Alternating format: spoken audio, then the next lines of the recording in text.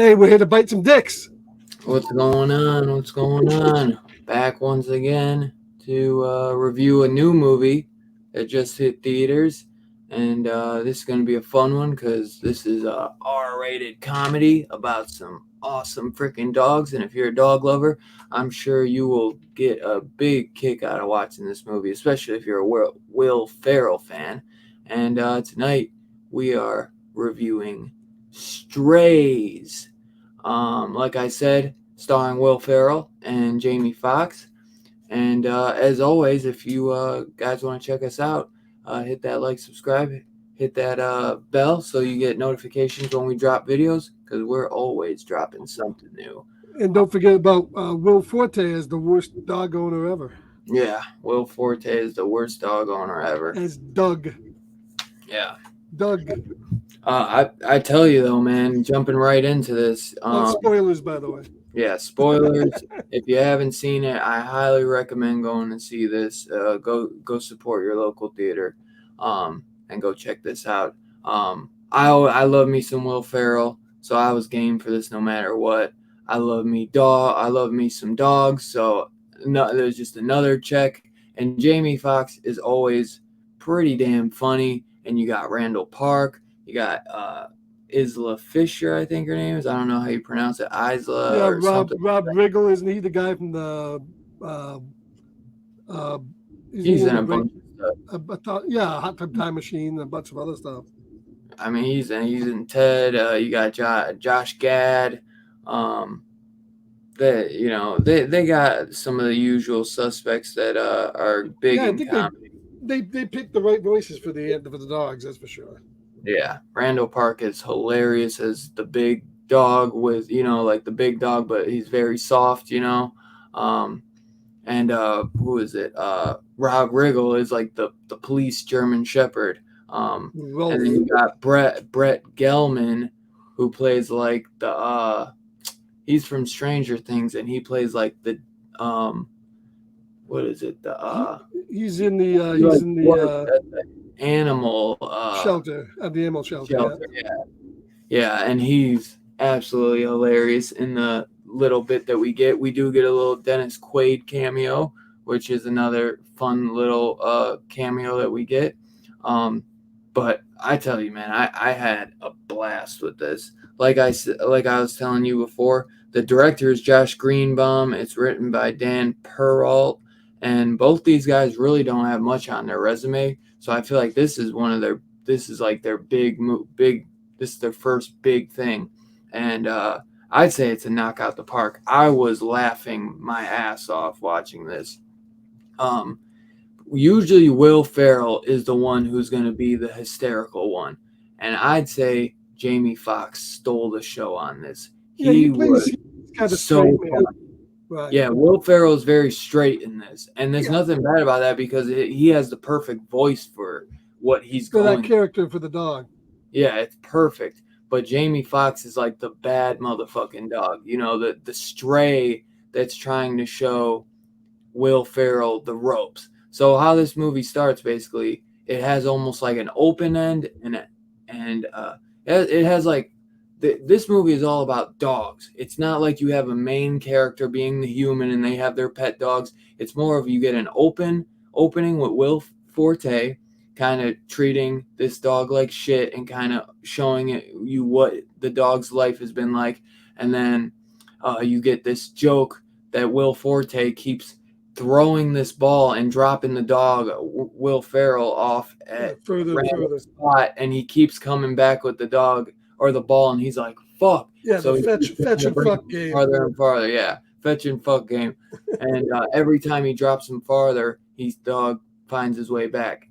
And then he eventually drops him so far in New York that, that becomes the plot of him bumping into Jamie Foxx and two other dogs, Randall Park and the Isla, Isla Fisher, I believe. Maggie. The four main dogs are Reggie, Will Ferrell, Jamie Foxx as Bug, Maggie as Isla Fisher, which that's the girl from what is she's from a bunch. She's in Wedding Crashers. She's like the crazy redhead that gets with Vince Vaughn, and then Randall Park as Hunter, the bigger dog. And Will Ferrell runs into Jamie Foxx on the streets after he's been left on the New York slums, and Jamie Foxx saves him from these two big Rottweilers trying to steal his ball. And just from that, he kind of Bug, aka Jamie Foxx, kind of sees that, he's been dumped, and Will Ferrell's kind of like oblivious, like thinking it's still just a game.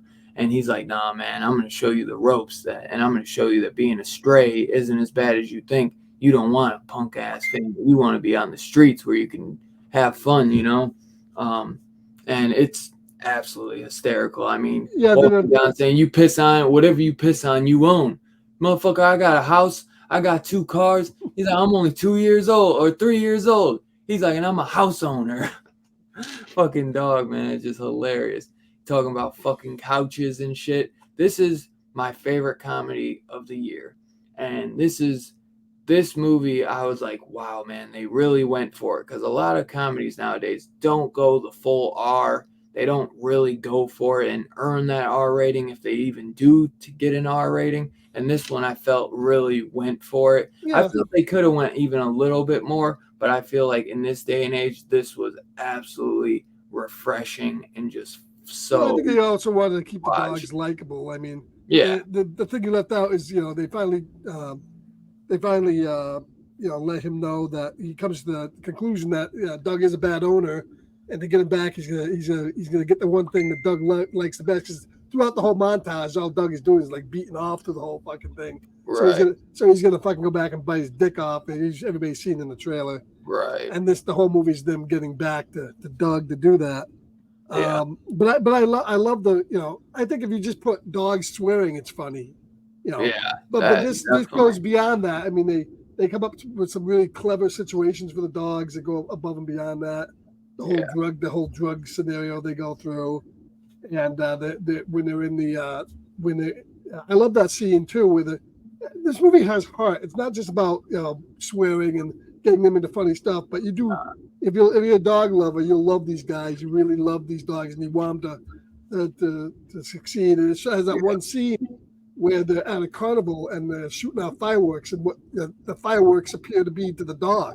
Loud as hell. And then for us, it's just nothing, And it shows them and the humans, and it's like nothing to them. So this movie has its finger on the pulse of like dogs, and you can tell it was made by people who love dogs. And that one joke of the dog that's narrating his human's life, and they're like, "Shut the fuck up," and then they like won't listen to him, and then when they walk away, they're like, "Yeah, I'm the only guy that knows that he's a serial killer and that he's got 3 bodies but hidden behind the thing." Yeah, the narrator dog. And that's another thing that your dog knows. I feel like if dogs could talk, the secrets that they would be able to share, because I feel like we're able to be ourselves around dogs when a lot of people can't, like how he's talking about Will Forte jerking off all the time and doing this and doing that, just doing all the personal level things. And I think a lot of movies would have, when they got to that scene, I was scared because it was like these two people, a young guy and a young girl, the serial killer there. And I thought at that point, oh no, okay, we're going to have these guys go along and it's going to be their love. That's what all these other movies would do. This movie keeps the focus on the dogs. Right. And that, there's other human characters in it and they get a few scenes with them, but the movie stays with the dogs. And that's a wise move to do. Yeah. Because it's done all from their perspective. Yeah, and what it would like from a human's perspective, and making the dog side characters. And it's a very short or very simple plot. They're just, they're trying to get to back to Will Ferrell's house and bite Will Forte's dick. Right. And at the end, the main dog Reggie, starts wavering. He's gonna, let Doug skate. But they don't. I mean, this movie did go kind of hard. They didn't let Doug off at all. He's a total asshole that's going to murder these dogs and kill them and do harm to them. And they really went pretty dark there. And then that's when they make that decision to follow through, and that's just I love. hilarious. They put his hands on, like you just see the They paws go on his shoulders, and then you see both dogs like grab his ankles and spread his legs open. Yeah, Fucking, and we won't spoil. There is a post ending, a post sequence at the end. We won't spoil it. Go see the movie. I love the song too when they do the whole showdown at the end. The scene at the end is really good. It's so funny. But even with a simple premise, it definitely does have a lot of heart to it, and it kind of shows that you get that sometimes. Like one of the biggest thing that Reggie says is, I just want to be called a good boy. You know what I mean? At the end of the day, it's like all dogs want is love. You know what I mean? They just want love from their human owners. And I think I really enjoyed getting this just the perspective of the dogs instead of just it being like a dog. What is it? A dog's purpose, or one which they do mention in this, which I believe Dennis Quaid is in, which I do love that movie as well. He's in a lot of dog movies too. Yeah, that's why I figured they put him in this. Right. I'm glad they didn't bring any melodrama in. None of the dogs get run over or anything like that. I'm glad they stayed clear of that stuff. That is a golden finch. I've been looking for that one. Yeah, and then in his book, it all just says bird. Holy shit, that is some weird fucking shit. And I'm Dennis Quaid, and I've seen a lot of fucked up shit. And I love even the eagle that captures him. They subtitle him, and the eagle going, "Fuck, it happens to me all the time." Not again. It happens every time. Dude, that shit was so funny.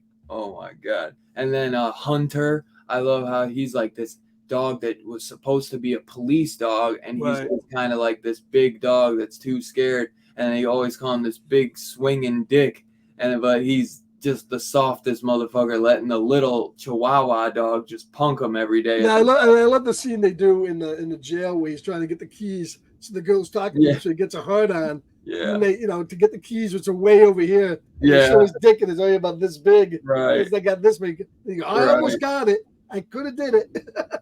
I'm really disappointed in myself. I really thought I could do it. Oh my god. And I love at the end too when you get Hunter and Maggie finally getting together, because that's another thing. You get this kind of little love thing between them two where they're like, yeah, no, Hunter's in love with Maggie, but he won't admit it. And they're like, what? No, we're just friends. And they play it off. And then at the end, when Hunter's, doing regular style from behind, and the black doggy style, the guy from the retirement home who I think owns Hunter, he's like, he reminds me of my young days. And the woman goes, yeah, the fuck dogs. Yeah, that's funny. It was so refreshing for this to actually go the R rating, and I just feel like it wouldn't have worked. It would have just been just a little cutesy, but it felt like that's what made it so funny, is that you got fucking little pugs cussing and shit, and then Jamie Foxx going like, man, I fucked that couch last week, best sex of my life. It was just like, he's doing ridiculous, man, just so funny, dude. And there's so much naming the couch and everything, and then when they're banging the owl, when they're humping the owl and the gnome, and he's like, this is that, tell him you're his daddy. Hey, gnome, I'm your father. Yeah, I definitely think that there's a lot in this movie that you could watch it twice, because you definitely miss a lot of the jokes too sometimes. Definitely. And then you get the banter back and forth. I was laughing my ass off during this, man. And everybody winds up in a good spot. The bug was where he was because he bit one of his little girl there, and he was gonna be put down. Yeah. So he gets kind of redemption there at the end. I almost feel like he didn't even bite her that bad. I mean, that's the thing though. Sometimes, and she stepped on him, and it was just, he said it happened so quick. I didn't even understand what happened. Right. And I thought I was going to be in a timeout. It didn't look like anything where it's like he injured her badly. It was just, she was a little girl, so it was like she probably was scared, and it probably hurt a lot, but it's not like she was bleeding or anything. But that's how parents are. They think their They get dog word. bites them once, then they're gone, Right, and yeah. that's a sad fact, you know. Yeah. Yeah, so I mean, they did all that really well. They gave all the characters a good background and Yeah. a Yeah, good 'cause conclusion. Bug was basically the dog that like disowned humans. You know what I mean? Mm. After that, because he got thrown to the streets, and he was kind of like the showing them how to live on the streets and why it's better and why having an owner sucks. But then by the end, he gets his ending and he finds a new owner, and and then Reggie ends up being the one to stay on the streets. Right. And kind of teach dogs and kind of save dogs like how Bug did for him. I honestly, I could maybe see a sequel coming, and I'd be totally down for it. I don't know if we will get a sequel, but I could see it. I could see it. And we get the dog's hate of mailmen. Yeah. You motherfucker, stay off my lawn. Yeah. Get out of here. I'll come I love you. it too, and it's like you hear them talking, and then they'll cut to like what we hear, and it's just, Yeah. you son of a bitch, you better get off my goddamn lawn. Better stay away from me. Yeah, they did everything well. I mean, the obviously they perfected the dog mouth trick there for Yeah, that looked. I almost wonder, did they really have because in a dog's journey or dog's purpose, they you could tell the dogs were CGI a lot of times. The whole dog. Sometimes it was real, but a lot of times it looked. No, CGI. these were real dogs in most of the scenes. I thought so, because I was like, man, how did they do some of this? They just aimed at the mouths. That's all. That's what I figured. And that's another thing that I really like is that they used real dogs, but the mouths look great. The mouths look really good. And the dogs have to be trained fairly well too to do exactly what that's what I was do. I was like, I wonder if any of this is like CGI with the whole dog. I knew the mouthing was, but I was like, if this is all real dogs, that's really incredible. I mean, you probably got a few scenes where they were fake, but very little. Yeah. Yeah, if there was, man, I couldn't notice because they all looked real. And I love, as I said, I love Will Forte. He's got that character down to a fucking science. That sleazebag character, definitely. He always plays that really well. And I said the guys who produced this movie were the guys who did that Last Man on Earth series with him. Oh yeah, and Phil Lord. So I mean they've done stuff together before in the past, but I almost thought that maybe like Seth Rogen would have been attached to this, but I guess not. Yeah, I think it's no. Because it gave me a lot of like Good Boys vibes. That movie about the little kids, like kind of trying to. It's a tight line though, because I mean I like this movie. Seth Rogen did that Sausage Party. I didn't really care for that. I didn't care for that either. So it's not like. And that's getting a sequel, I think. I think so. So it's not like you can just throw anything together and make them swear and it's going to be successful. You have to have a good script. You have to have a good subject, and you have to have a little heart behind it to get people invested in it. Definitely. And I think this one, and this has been, I think, a pretty good year for comedy so far. I mean, we had that one with Jennifer Lawrence. Which I keep terrible title though. What is it? No Hurt Feelings, no something. No Hard Feelings. No Hard Feelings. Terrible title in that movie. Yeah, but it was. We had that. It was good. It was a good great, but it was fun. It was fun, and I watched it twice. It went a little further, and it was a harder R. We had The Blackening, which was a horror movie. I haven't that had comedy. That I still have yet to watch. That was R rated. And there was a few others. So comedies are starting to bounce back a little bit. We didn't get any comedies for a long time. Man. I know, right? It's weird. And now we're starting to get a little bit more comedies, and we're starting to get a little bit more of the American Pie type of hard R type. Yeah, and that's my favorite. And I feel like most of the comedies that we do get go straight to streaming. We don't get like comedies that go to the movie theater, which is a bummer because I always loved like watching comedies in a theater and having like a crowd laugh their ass off to some stuff. You know what I mean? But in my screening today, I had that guy who was telling me about the guy who screamed, "Bite his balls off, motherfucker! Bite his motherfucking balls!" Right. I was just screaming at the screen. So you get that in the theater. And that's good to sit with, but it's I really enjoyed it, and I hope we get more comedies out throughout this year. But now, definitely from what it looks like, with everything it showed, now we're getting that divide. We got the comedy out. Looks like for the next end of the year, it's going to be a horror fest because Not to use a term too loosely, but they got a lot of horror movies coming out between now and the end of the year. So we're gonna get that transition over to horror now, I think, and get those out. But yeah, it's been a pretty good good summer, and I would really recommend seeing this in the theater if you can, because it's fun. It's a good watch. Yeah, definitely. We had a lot of good movies this summer. That's for sure. It's Universal, which means you probably won't get a 4K, but hey, what can you do? Maybe I don't need. I don't really need a 4K for this, anyways. I just want.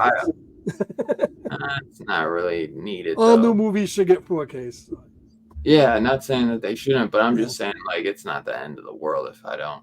I'm just happy if I get a release for it, honestly. Oh, you'll definitely get a release for it, because I think it'll do fairly well. As I said, the budget for this movie is $43 million. Yeah. We'll hear how it does at the at the end of the weekend. We'll see how it does. It's opening up against Blue Beetle. I see how that does. But and Blue Beetle also had a lot of comedy in it too. So we're getting movies with a lot of comedy in them, which is really, really good. Yeah. But if you're looking for a movie that has heart, that's funny as shit, and if you're a big dog lover, I would heartily recommend going to see this movie. Yeah. Because it's done really, really well. Yeah. I don't know, favorite gag in the movie. I love the fucking scene there with the fucking the gnomes and the that's just hilarious. But there's so many good scenes in this movie that are funny. So many. I couldn't name a bad scene, to be honest. I couldn't name a bad. Yeah, the movie never dragged. It was it was a pretty fast hour and a half, and that's with credits. So you're maybe looking at an hour 22. It was very, very simple plot point and just right to it, and it was very just fun and laid back, and it's a very easy watch. I feel like it's just a breeze through. I really enjoyed it. I'd say probably my favorite scene would. Oh man, that's tough. There's so much. I'd probably go maybe the ending, of course, with the Dick and Will Forte, but I would go, if not, since you picked them all humping the shit in the front yard was hilarious. I'd probably go just like him walking around showing Reggie the ropes and like making the comment about, man, I just fucked that couch the other day. And I just thought that was so funny. He gave the couch like a name like Brenda or something. And he's like, I'll see you later. And weren't those people home? All those dogs fucking the lawn ornaments, and not one person came out. So. I love too. What about that little French bulldog? And he's like, I can't. I can't. Yeah. I can't the invisible fence. Invisible fence. Get out of here. There's no invisible. I'm telling you, it's black magic. It was just hilarious. Well, that and I think the second favorite funniest scene is the one that's in the pound where they all take shits together. They're all chanting shit, and they all got it in front of them. All the various sizes. Caretaker is like painting a picture of himself like butt ass naked with his ass showing. This movie gets to my father. This movie gets the reward for showing multiple piss and shit scenes. Oh my god! On the screen. We're what do they call each other? We're P brothers. P brothers. Or fucking they say something like P forever or something. Yeah, P bros. P bros or something. But they all piss because they make that thing where that if they piss on something, they own it. So they're like, well, let's all piss on each other and we'll be best friends forever, basically. Like, just hilarious. It's just good stuff. I loved it, man. I loved it. I thought it was absolutely. It's a great comedy, and I definitely want to watch it again. Yeah, I can't wait to buy it. It's definitely pickup worthy, and that's for sure. Now, how they'll show this on TV, we'll have to wait and see. Yeah, I feel it will be. They'll probably either bleep it or they'll substitute some of the words, but I'm sure they will show it. Yeah, we'll have to keep an eye and see how that goes. Yeah, but I would because I'm gonna own it, so yeah, I won't have to worry about that. Yeah, I'm going to definitely give it a 4.5. I love the movie. I think it's a good summer comedy, and if you love dogs, man, you got to go see it. Yeah. Because you will appreciate it. Came home, and my little Poochie gave me a nice big kiss, and he shit on my floor, so. There you go. Right there you go, Poochie.